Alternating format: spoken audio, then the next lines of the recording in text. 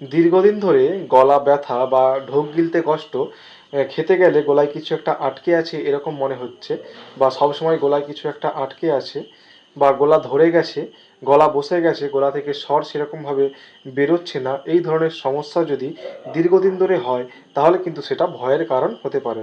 সাধারণত 10 দিন, 15 দিন, 20 দিন পর্যন্ত এই সমস্যা বিভিন্ন ধরনের ভাইরাল এবং ব্যাকটেরিয়াল ইনফেকশনের জন্য এই ধরনের সমস্যা হয়ে থাকে। আপনি ভাইরাল এবং ব্যাকটেরিয়াল ইনফেকশনের ট্রিটমেন্ট প্রপার করালেন, তারপরও দেখছেন যে আপনার সেই সমস্যা যাচ্ছে না, তবে সেটা কিন্তু গলার ক্যান্সারের লক্ষণ হতে পারে। তাই এই ধরনের সমস্যা যদি দেখা যায় কারো ক্ষেত্রে, সেটিকে অবহেলা না করে অবশ্যই ডাক্তার দেখানো উচিত। আমরা কিছু পরীক্ষা নিরীক্ষার মাধ্যমে এর শনাক্তকরণ করি গলাতে কিছু সমস্যা আছে না নেই। তো এই ধরনের সমস্যা হলে আপনারা অবশ্যই ডাক্তারের পরামর্শ নেবেন, এটাকে অবহেলা করবেন না। ধন্যবাদ।